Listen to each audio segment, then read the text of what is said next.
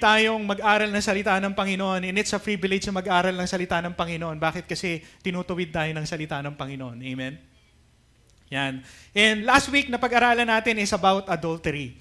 Nung pinag-aaralan ko din to, na-realize ko, kasi sinabi ni yung thou shall not commit adultery, at yung sinabi ni Jesus Christ doon sa New Testament, sabi niya na, kasi nung binigay yung Ten Commandments, thou shall not adultery, parang ang pagkakaintindi ko doon, ang tingin ng mga tao na pinagbigyan noon ay yung adultery is yung act ng physical.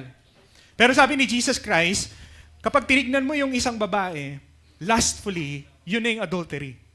Di ba? Para sa mga taong pinagbigyan noon, akala nila yung adultery ay yung kapag nagkaroon na ng intercourse. Pero hindi. Sabi ni Jesus Christ, kapag tinignan mo palang isang babae or lalaki, lustfully, adultery na yun. Ngayon, dito rin, yung tawag dito, hindi lang pala physical yung binebreak natin dun sa stealing. Meron din pala tayong mga ibang areas na pwede nating i-steal. Hindi lang money, hindi yung material things. Meron pang mga ibang bagay. So, how do we steal? Paano ba tayo nagnanakaw or nag-cheat? Okay? Ang sabi ni Rick Warren, there are 138 synonyms ng stealing. Pero nagbigay lang dito ng 6. And siguro idagdag ko rin yung iba na na-realize ko dun sa pag-aaral ko nito. Number 1 is deceiving customers. Di ba? Kapag may business, alam niyo yon, tawag dito, merong, alam mo pag nagpapagawa ka ng motor, akin na lang, yung personal experience ko lang ha, pag papagawa ka ng motor, di gagawin. Tapos, kinabukasan, siguro makalawang araw, nagawa na yun, pero may masisira uling iba. Minsan nagdadrive ako, gabi, pagdaan ko, dito banda yun sa parang, sa floodway yata. Sa floodway yata yun. Pag drive ko, mamaya may lumalagatok doon sa sa tapalodo ko. Tok tok tok tok tok. Sabi, akala ko baka natanggal ng tapalodo ko. Hindi pala. Pagtingin ko, alam niyo yung lalagyan ng tawag dito, yung pangsukat ng oil doon sa engine para makita mo kung tama ba yung oil. Dipstick. Okay. Pero yung dipstick na yun, kakaiba. Kasi patusok. Hindi siya flat. Tapos, pag stop ko ng motor, andun na kaagad yung shop. Saktong-sakto. Di ba? Meron din yung mga iba na tawag dito, pag yung may business, pero ang ginagawa nila is merong mga unnecessary na mga dapat ipagawa or gastusin na hindi naman talaga kailangan doon sa ipapagawa mo or kailangan doon sa test na meron ka. Ang sabi sa Amos dito, 8:5, they overcharge, use false measures, and fix the scale to cheat the customer. Di ba? Ngayon nangyayari yan, when a repairman makes unnecessary repairs, a doctor makes unnecessary tests, a salesman skips over the fine print, ang sabi ng Panginoon, this is cheating, this is stealing. That's number 1. Number 2, by defrauding employers. Kapag tayo nagtatrabaho, hindi lang ito yung equipments na pwede nating kunin doon sa ating company or kung saan tayo nagtatrabaho. Hindi lang yung equipments, hindi lang yung mga supplies na meron sila. And naalala ko before, may nagbebenta sa amin. Ang benta dito sa market is parang 40 pesos. Pag binenta sa amin, parang 25 pesos lang. Sabi ko, siguro pinuslit to.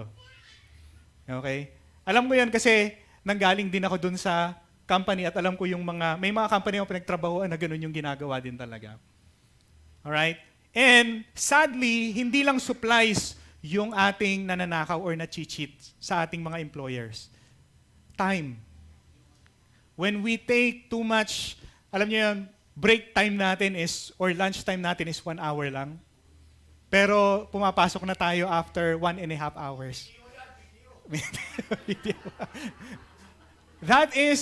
That is another form of cheating or stealing. We are stealing time doon sa ating employers. Okay?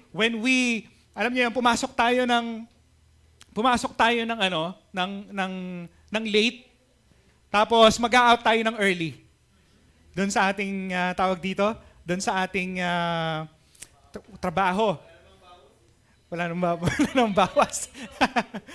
Pero I think, nung nagkaroon ng work from home, mas eto yung mga prone, yung mga working from home. Okay? Kasi tulog. Okay? Pero hindi ko naman sinasabi lahat meron lang yung iba. Okay, the Bible calls that stealing. When somebody is paying for your time, pero hindi natin naibibigay yung tamang trabaho. God calls that stealing as well. Number 3 is by delaying payments. Okay, kunwari, hindi lang naman to sa mga businessman or mga business woman. Pati rin ito, kunwari may hire tayo. Kumbaga, pagawa natin yung motor natin. Pagawa natin sa sasakyan natin. Or may pinapagawa tayo sa business natin. Pero, hindi natin sila nababayaran. Minsan, ang sabi pa nga rito, it's kapag hindi on time, kailangan bayaran daw natin sila. Ang sabi rito. That's, ang tawag din ng Panginoon dyan is, don't steal. Tawag din ng Panginoon dyan is stealing. Kaya ang sabi dito, don't do it. Number 4 is by defaulting loans. The wicked man borrows and never pays back. Ang sabi dito. And, alam niyo yun, isa sa na-realize ko dito, yung hindi lang pala pera at material things yung pwede nating i-steal. Ang sabi rito, tools, skies, punch bowls, records, videos, anything na hindi naman sa atin pero nakatambak sa bahay natin. Okay? Kaya nga, buti wala dito si Jasper kasi yung niya, yung mga tools niya nasa bahay pa. Okay? And anything na meron tayo na nasa bahay natin na hindi sa atin, hindi daw yun long-term borrowing. God labeled that as stealing or cheating. Akala ko bigay na. So, yan ay yung by defaulting on loans or loans. So, hindi lang pala pera or material things, pero tawag dito, yung mga bagay din. Material things, videos like tools, kagaya nga na sinabi ko kanina, lahat ng bagay na meron tayo na hindi sa atin, pero nakatambak lang sa bahay natin. At ang masakit noon, hindi rin natin nagagamit. Hindi natin napapakinabangan, hindi rin mapakinabangan nung may-ari. Okay? Tapo na namin. Okay. And, by defrauding or deceiving the government. Number 5. Okay. By defrauding or deceiving the government, authorities are being created by God dito sa lupa para nang sa ganun, magkaroon tayo ng rules. Siyempre, kailangan natin ng rules lalo na sa Pilipinas. Di ba? Kailangan natin ng rules para maging disiplinado yung mga tao. And in-establish ng Panginoon yan para magkaroon ng peace dito. Although hindi ganun ka-peaceful, pero at least merong nag-exercise ng authority. At ang sabi ng Panginoon dyan, yung mga taxes natin, ibigay natin. Kung ibigay kay Cesar ang kay Cesar, ibigay ang Panginoon kung anong para sa Panginoon. Di ba? And, ang sabi dito, tax evasion is illegal. So lahat ng para sa dapat ibigay natin sa gobyerno ay ibigay sa gobyerno. Number 6 is don't defraud the Lord. Ito yung pinakamabigat para sa akin. Alam nyo, merong nag-challenge sa akin. Ang sabi niya, sige, ganito ang gawin natin. Kasi dumating din ako sa point na hindi ako faithful sa pagbibigay sa Panginoon. Merong point na ganon. And then, this man challenged me. Ang sabi niya, sige, ganito ang gawin natin. Maging faithful ka sa pagta-tithes mo sa isang buong taon. Kapag hindi ka pinagpala ng Panginoon, babalik ko lahat ng tithes mo. Nalungkot ako kasi doon ako natuto. Alam niyo kung bakit? Kasi, hindi, para sa akin dapat hindi tayo matuto nang china-challenge tayo ng ganun. Dapat matuto tayo kung ano yung sinasabi ng Panginoon. That when you don't give your tithes, ang sabi doon, you are robbing God. Actually, hindi sinabing cheat, hindi rin sinabing, ang paggagamit doon is rob. Alam niyo ba yung ang ginagawa ng robber? Pupunta ka sa bangko, Maglalabas ka ng barel and you are going to force ang mga tao doon para kunin kung ano yung meron sila gamit nila. So parang fino-force natin yung mga tao doon sa robbing na yun. Ganun yung image niya. Okay, don't defraud the Lord. Malakay 3:8, will a man rob God? Tanong ko sa inyo, yung tanong na yan, ang sabi rito, will a man rob God? Ano ang answer doon? Yes or no? Yes or no? Yes? Actually, you cannot rob God dahil Diyos siya. But God has given His people the privilege na magbalik tayo sa Kanya. At dahil doon, nirarab natin ang Panginoon o ninanakawan natin ang Panginoon. Kaya nananakawan natin ang Panginoon when we don't give our tithes and offering. Masakit ito para sa atin, di ba?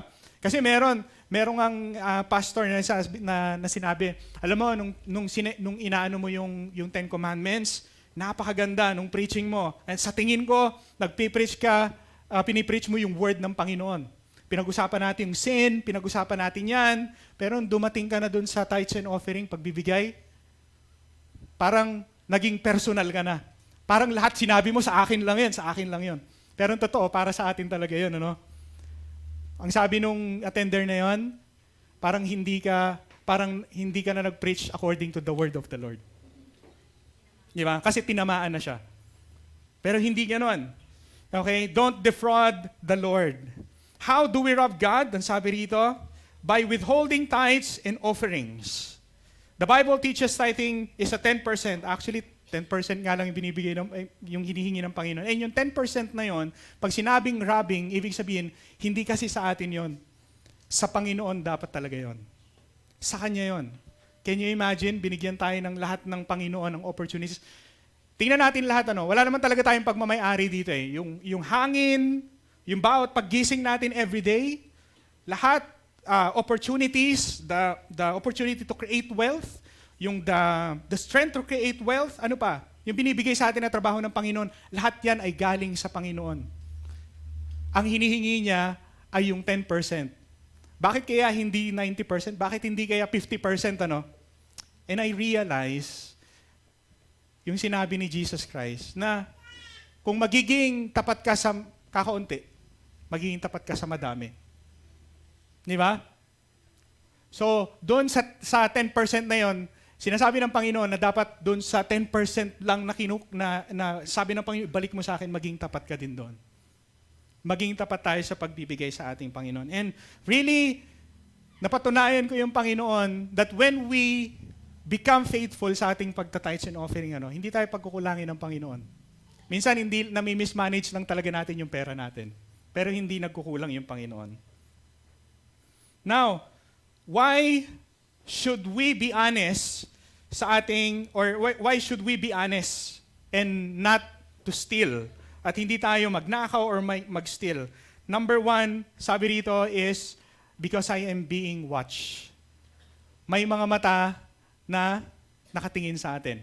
Number one, we are being watched by God. Okay, the most important person, nakakala natin, walang nakakakita, Siya ang Diyos, nakikita niya lahat. Kahit sa dilim, nakikita niya. Lahat ng ginagawa natin ay nakikita ng Panginoon. Kaya nakakatakot kasi wala tayong escape sa Panginoon. Pwede nating lukuhin yung ating mga kasama, employer, yung pastor, yung leader, lahat ng tao dito sa paligid natin, pero hindi natin kayang lukuhin ng Panginoon. Sabi, God cannot be mocked. Wala tayong ligtas sa Panginoon dahil kita niya ang lahat ng mga bagay na ginagawa natin. And even our cheating, ay kita yun ng Panginoon. Ang sabi ng Panginoon, ayaw niya ng cheating. Ayaw niya ng hindi tamang measure, yung pagme-measure. Ayaw niya yun. Sino dito yung mahilig pumunta sa motel? Motel, hotel, ganun. Hindi ko na kayo pagpapataasin ng kamay. Pero alam niyo yun, minsan kasi, nung pagpunta ko doon, may sleeper doon. Nakita na ko doon sa sleeper, pwede ko itong gamitin sa bahay. Akala ko free. Okay? Mahilig ako doon sleeper, yung tawag dito, yung tissue. Ay, hindi nagamit yung tissue, sayang. Para naman sa atin siguro yun eh. Tooth. Kapa. And then, nung binasa ko to, that is a form of stealing. Sabi ko, araw.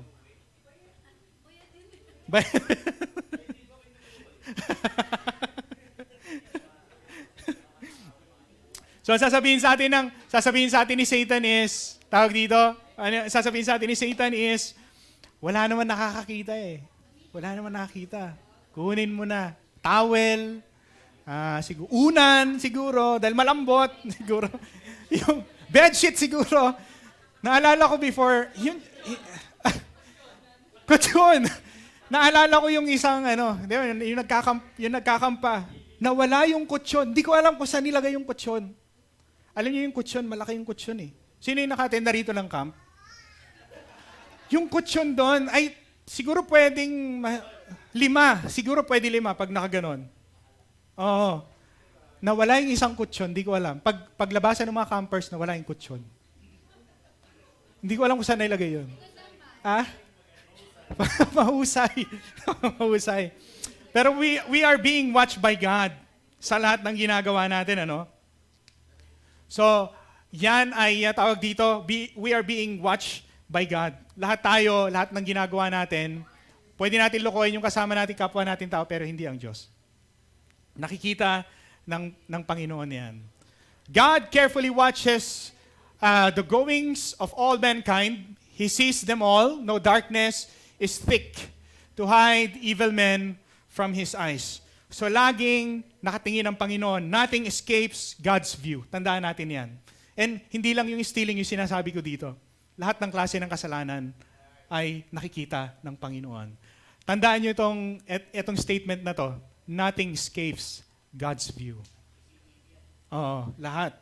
Mas matindi pa sa Marites. Mas matindi pa sa mga CCTV dyan sa ano natin. Pero hindi ko sinasabi Marites ang Diyos ha. Kita niya kasi lahat eh. And God will judge us for all the things that we are going to do. And even yung cheating. Number 2, ang sabi dito, you are being watched by your kids as a parent. Di ba? Ang sabi nga, yung magandang sinabi rito is, yung values is not being taught, but being caught.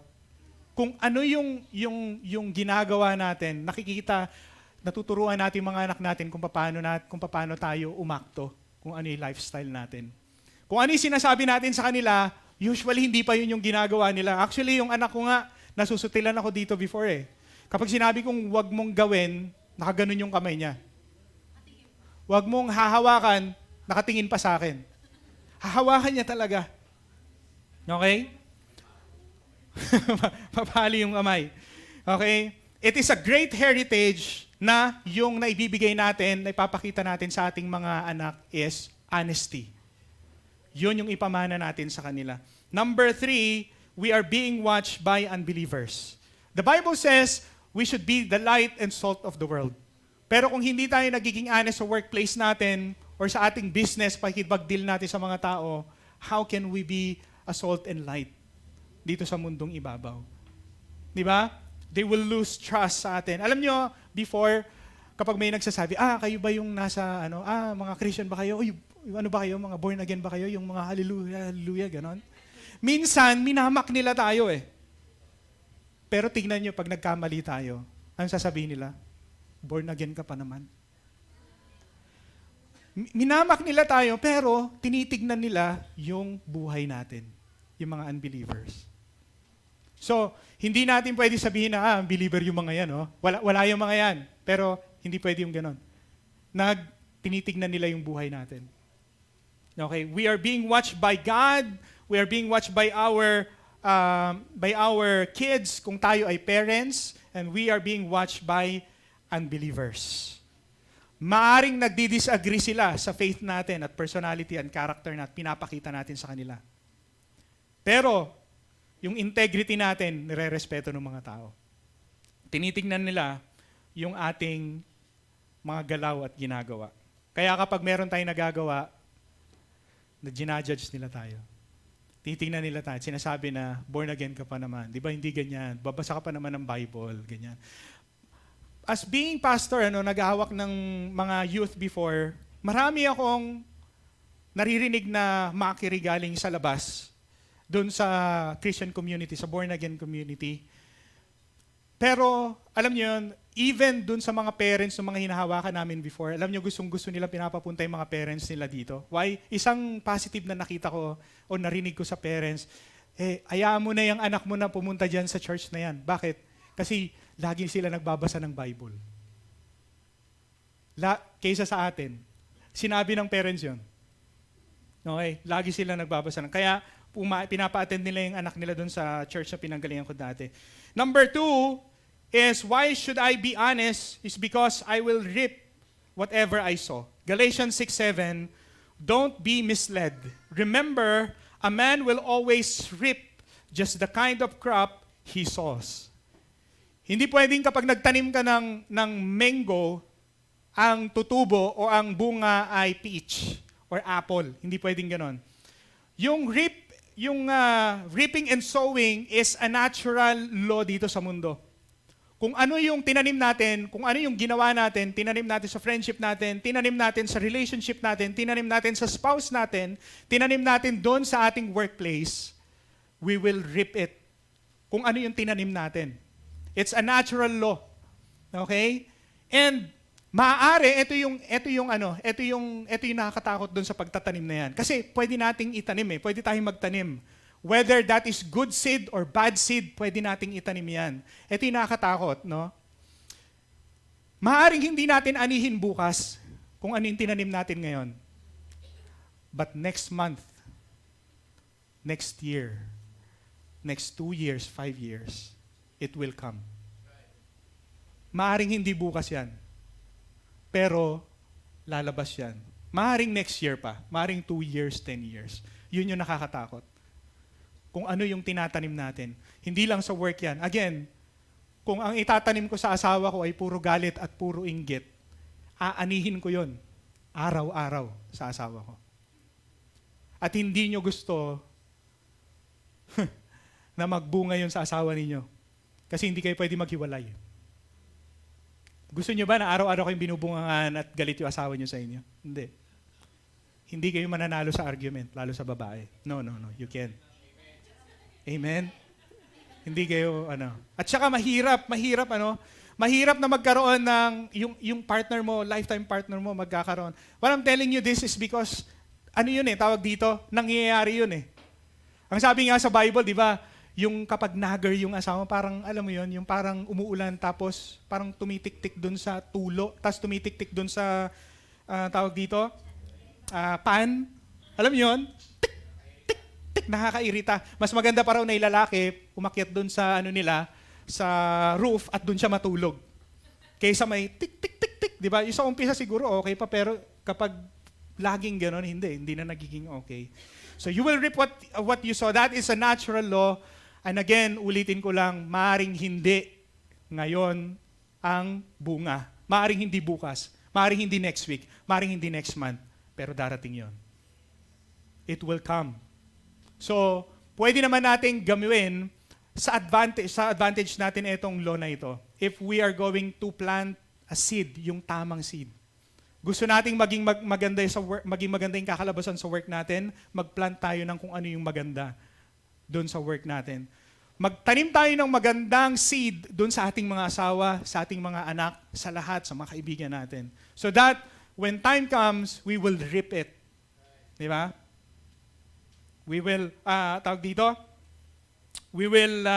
aanihin natin yung ginagawa natin na yun. No? And sabi sa Proverbs 15:27, try to make a profit dishonestly and you'll get your family in trouble. Yung sinabi rito, buti sana kung ikaw lang. Pero paano pag nadama yung anak, anong tawag dito? Yung anak mo, yung iyong family, yung asawa mo. Nakikita natin yan sa politics ngayon di ba? Dahil rampant yung corruption. And nakita natin kung paano naapektuhan yung kasalanan ng kanilang magulang, naapektuhan yung kanilang mga anak. Nababash sa social media, kine-question kung ano yung tinapos nila, kung saan ba nila kinuha yung pangpaaral nila, yung ganyang mga bagay. So ibig sabihin, yung cheating na ginagawa or yung bagay na a-acquire natin dishonestly, hindi lang tayo ang naapektuhan, pati integrity ng family natin. Kasama sila doon. Proverbs 21:6, ang sabi rito, dishonest gain will never last, so why take the risk? Alam naman natin na ayaw ng Panginoon ng madayang timbangan. Bakit pa natin gagawin? Ang sabi ng Panginoon, para sa iyo at para sa akin, it's not worth it. Sabihin nyo ngayon, it's not worth it. Hindi worth it. Bakit? Kasi nga, aanihin natin yung ginawa natin. Pwede naman tayong pagpalain ng Panginoon eh. And I believe, gusto ng Panginoon na pagpalain tayo. Ang bawat isa sa atin, bawat Kristiyano, gusto ng Panginoon na pagpalain. And cheating or trying to gain from dishonesty is not worth it. Why do we steal? So bakit ba tayo nagnanakaw? Ano ba yung motivation nun? What motivates dishonesty? Number 1, greed. Greed. Sa Tagalog, ganid. Ang sabi dito, the love of money is the root of all evil. Alam natin na hindi yung money ang salarin sa kasalanan nito. Hindi pera. Wala naman kasing buhay yung pera eh. Kung sino yung humahawak, inilalabas ng pera kung ano talagang nasa puso mo. Tandaan niyo na, inilalabas ang pera kung sino ka talaga, kung ano ang nasa puso mo. It is the idea o yung myth that we can get something for nothing, yon ay stealing. Yung idea na pwede tayong magkaroon ng isang bagay na wala tayong pinaghihirapan or from nothing is a myth. Hindi raw yun totoo. And alam natin na yung prinsipyo ng Panginoon is hindi dapat tayo mag-steal kung hindi pinagpapagura natin kung ano yung ikakabuhay natin. Di ba? Gusto ba ng Panginoon na nag-steal tayo? Hindi. Ang gusto ng Panginoon, nagtatrabaho tayo. Di ba? Pinaghihirapan natin. Pinag-iisipan ko yan before, bakit kaya ganun yung gusto ng Panginoon? And I realize, kung may business ka, gusto ng Panginoon na pinaghihirapan mo yung business mo. Hindi yung may pera ka kaagad na dumarating. Bakit? Kasi kapag may pera ka kaagad na dumarating, tapos alam mo, wala ka pang learnings, babagsak pa rin yung business mo. Na-realize ko na siguro ang gusto ng Panginoon, sa paglago ng business mo, kailangan bumago rin yung character mo. Kasi kung ang character mo weak, sabi nga ni Pastor John kapag magbi-business ka, wala ka dapat daw plan B, yun yung ano sa kanila eh. Walang option, dapat yun. Ngayon, siyempre pag magbi-business ka, tapos yung character mo is weak, tapos walang learning, kakaunti pa lang i-learning mo, yung mga prinsipyo na alam mo sa business, kakaunti pa lang, mamlulugi yung business. Dahil hindi tatapatan ng income yung character mo na meron ka. Alam mo yun, pag meron kang posisyon na managerial, tapos yung knowledge mo is hindi pang managerial, hindi tapat, di ba? Hindi sakto. Okay? That's why many people are gambling. At ayaw ng Panginoon ng gambling. Di ba? Greed. Ayaw ng Panginoon yon. Kaya ayaw ng Panginoon na inaasa natin yung sarili natin sa luck. Or yung, ano ba sa Tagalog yung luck? Swerte. Okay. Huwag kayo maniwala sa swerte kasi malas yun. Ayaw ng Panginoon na nagdidepende tayo sa luck. Ang gusto ng Panginoon, magdepende tayo sa Kanya para sa lahat ng blessing. Di ba? Napakabuti ng Panginoon. Alam niyo kung bakit? Kasi kung yung ibang tao na, ang tawag dito, ganun yung ginagawa nila, tayo hindi. Meron tayong Diyos na gustong pagpalain yung buhay natin. Pero in His way. Gusto niya yung way niya. Number 2 is laziness. Katamaran. Alam niyo ang sabi sa Bible kung ang tinawag ng Panginoon sa isang tamad? Wicked. Di ba? Yung naalala niyo yung parable of the talents, ang sabi ng Panginoon doon sa, yung binigyan na nga lang siya isa, tinago niya pa ang sabi, you wicked and lazy servants. Di ba? If you can steal something, get something dishonestly, I don't have to work for it. I can take a shortcut, and we're always looking for shortcuts. Yung mga tamad na tao, lagi gusto shortcuts. Di ba? Siyempre, tamad nga eh. And, tawag dito, kapag merong isang scammer, okay, yung gustong mag-con, yung mandaya sa'yo, alam nyo kung sinong hinahanap nila lagi? Yung mga tao na mahilig sa shortcuts. Kasi sila yung madaling mahulog sa bitag nila. Di ba? Tawag dito, marami tayong nakikita sa Facebook, sa balita, na parang ang pinapalabas kasi is easy money, easy money, easy money. Mag-invest ka lang dito, lalaki ka agad yan ng ganito. Alam mo yung too good to be true. Tapos, maririnig na lang natin sa balita, natakbuhan sila ng 1.5 million, natakbuhan sila ng 150,000. Bakit? Kasi easy money eh. Di ba? So, ang nais ng Panginoon is pagtrabahuan natin lahat ng bagay. Hindi dapat tayong maging lazy. Okay? Because laziness can also lead us para mang-scam ng tao. Kung gusto mo ng mabilis na pera, pwede mong gamitin yon, pero it's not worth it, sabi ng Panginoon. It's not worth it. God wants His children to be industrious. Pagpaguran natin yung ikabubuhay natin. Pagpaguran natin kung ano yung meron tayo. Number 3 is pride. Merong kataga dito sa US na sinasabi, I made a steal today. Sa Tagalog, nagulangan ko siya. Ang akala na maraming tao, kapag nakakagulang tayo nagugulangan nila yung kapwa nila tao, akala nila smart sila. Diba? Proud pa sila. Ito nga, ano ko to eh. Nabili ko ng, sabihin natin, 1,000. Binenta ko 50,000. Parang ganun. Nabenta, bro. Pero sobra-sobra naman. Diba? So, tawag dito, ayaw ng Panginoon yung ganun. Tapos yung tawag dito, magmamalaki pa tayo na nabenta natin ng ganung kalaki. So that's pride. Now, number 3 is, dishonesty damage my character. So dishonesty damage actually our character. Sa tingin niyo, kapag namuhay tayo ng dishonest life, ano yung mawawala sa atin? Specific, tingin niyo. Sa ibang tao. Trust. Kapag hindi na tayo pinagkatiwalaan ng tao, wala na. Hindi na tayo mabibigyan ng tao na yun ng opportunity. Malay mo, yung tao pala na yun is, siya yung, tawag dito, ma-influential pala siya, malaki yung circle niya, and yun yung gagamitin ng Panginoon para palaguin kung ano yung binigay niya sa atin. What God has prepared for us. Pero dahil nawalan yung trust, wala na. Proverbs 10:2, wealth you get by dishonesty will do you no good, but honesty can save your life. Ang sabi rito is, the thief comes to kill and destroy, but I have come that you might have life. On the other hand, ang Panginoon naman is truthful.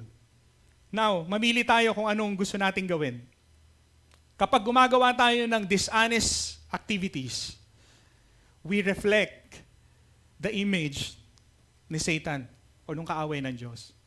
But when we live an honest life, ang nire-reflect naman natin ay yung image ng ating Panginoon.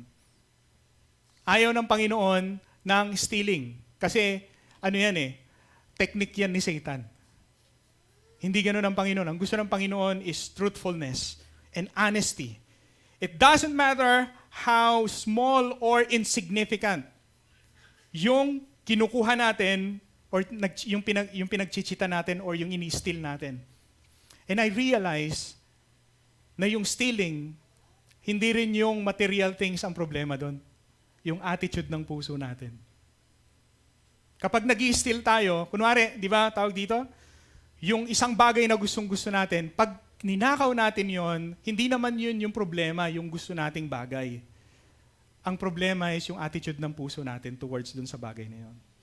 Kung gusto natin yung isang bagay, meron tayong dalawang pwedeng gawin. Option, pwede. Una, the easiest way is to steal. Pangalawa, paghirapan mo yung bagay na yon. And I believe yung pangalawa, yun yung gusto ng Panginoon para sa ating mga Kristiyano. Not to steal, pero paghirapan natin yon. Tandaan niyo, the thief comes to steal, kill, and destroy. At kapag ginagawa natin yung dishonest life, ang nire-reflect natin, ang dinidisplay nating image ay yung image ng kaaway. But when we live an honest life, ang dinidisplay naman natin ay yung image ng ating Diyos. Okay? Then, next is God will reward my honesty. So why should I be honest? Number 4 is because God will reward my honesty. Proverbs 28:20, and sabi dito, honest people will lead a full, happy life, but if you are in a hurry to get rich, you're going to be unpunished. Ito yung isang statement na gusto kong maalala natin dito sa preaching na ito, dito sa fourth points na ito. Honesty leads to a full and happy life. Pwede ba natin sabihin yan? Honesty leads to a full and happy life. If you want to have a full and happy life, be honest. Always be honest. Minsan kasi, hindi tayo nagiging honest kasi makakasakit tayo ng ibang tao. Or masasaktan natin yung sarili natin. And I understand kung bakit ganon. Pero, hindi naman sa atin nakabase kung yung pagiging honest natin eh. Nakabase yung pagiging honest natin kung sino yung may gusto nun at nagbigay sa atin ng commandment na yun. Sa Kanya. So whether masaktan tayo, whether masaktan yung ibang tao, we should be honest. Dahil nakabase yun sa Kanya. Ginagawa natin hindi para sa isang tao, hindi rin para sa atin, kundi para sa Diyos na sinasamba natin.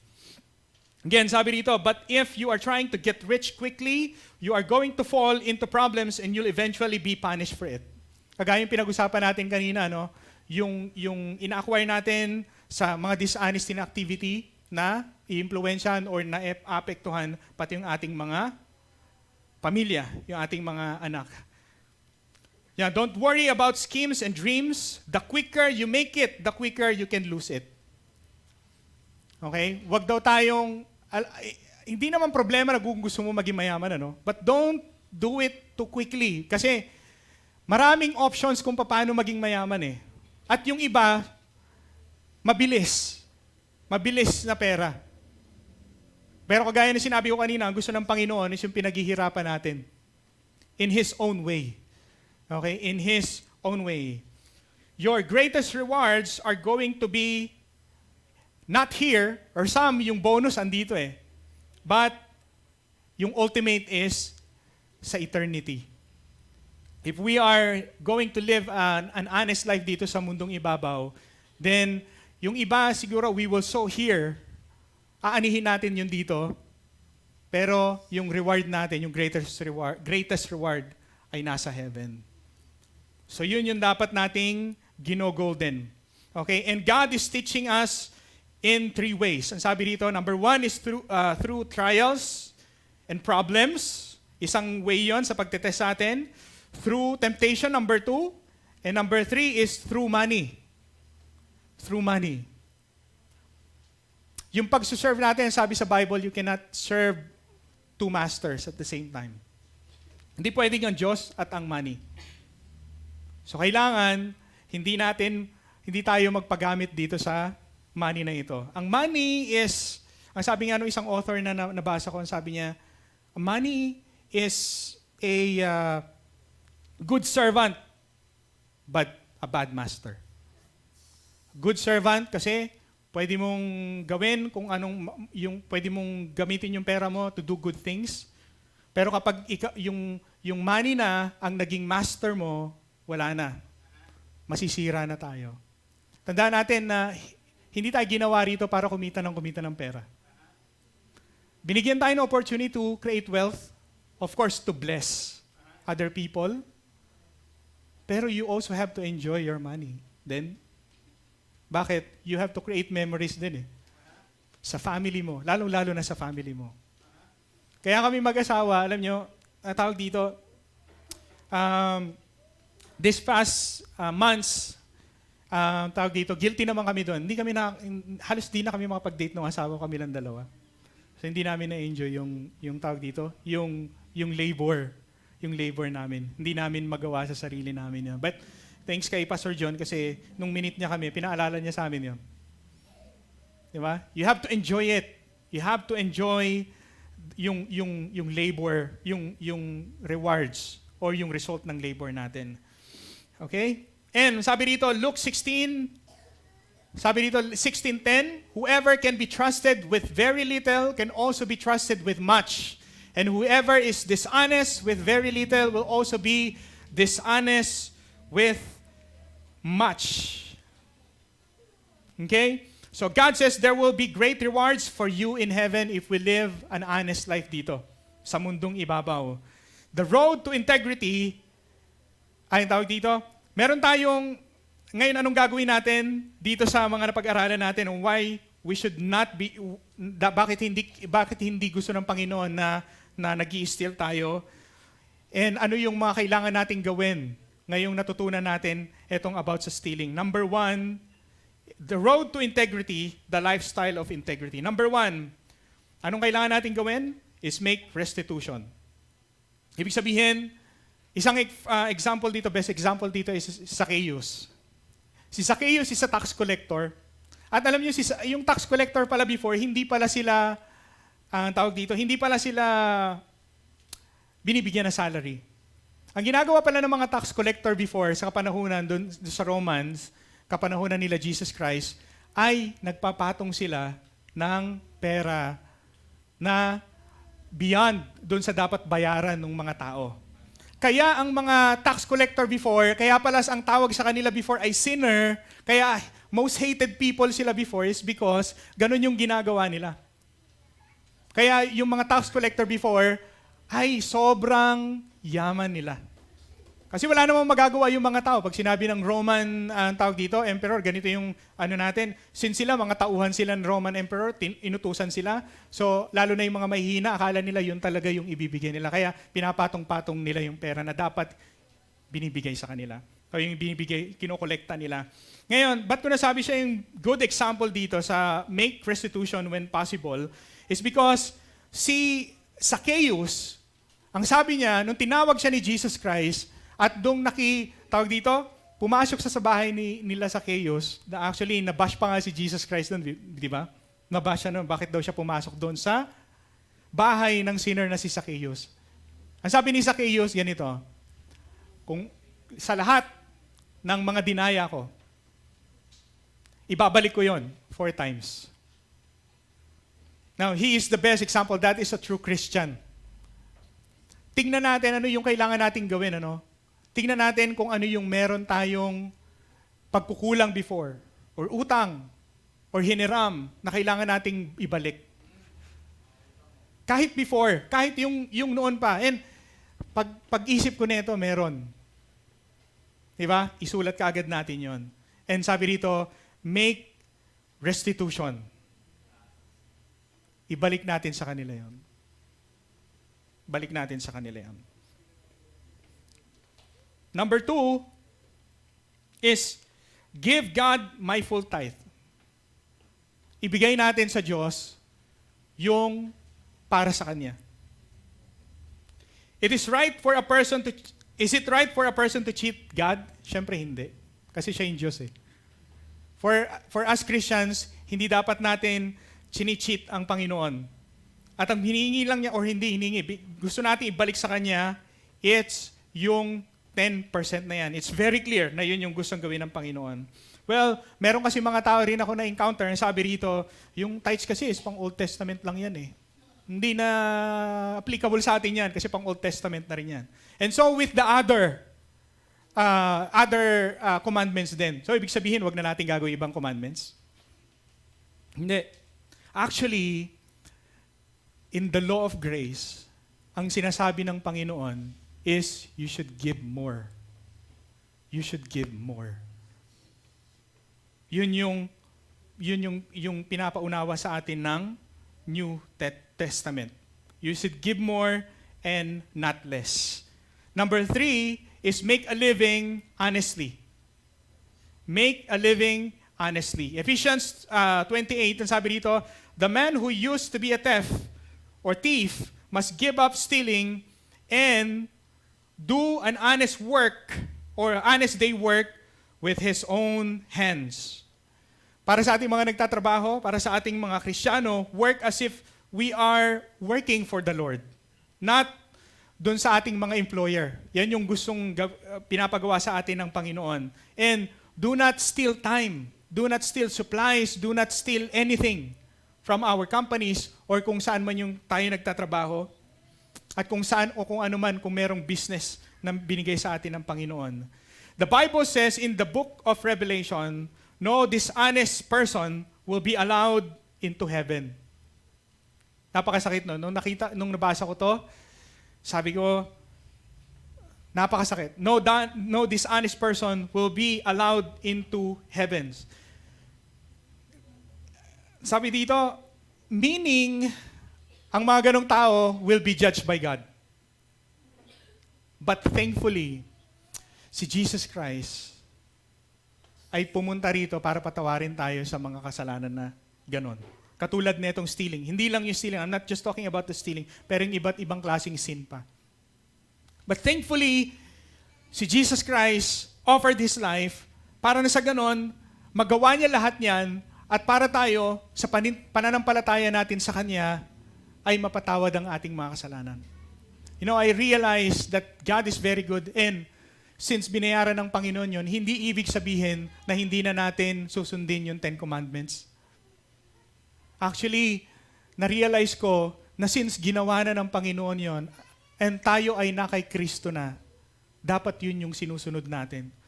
Because ang buhay na meron tayo ngayon na binigay natin kay Kristo ay hindi na sa atin. Yun ay sa Kanya na. Kaya, ang nais ng Panginoon para sa atin is to live an honest life. Stop stealing. Stop cheating. Stop robbing God. Ibigay natin sa Panginoon kung ano yung para sa Kanya. Ibigay natin sa Panginoon yung tithes na para sa Kanya. And again, gusto ko lang i-emphasize, the New Testament is teaching us na hindi i-abolish yung law, but to uphold the law. Gawin natin yung law. Lahat tayo ay pumikit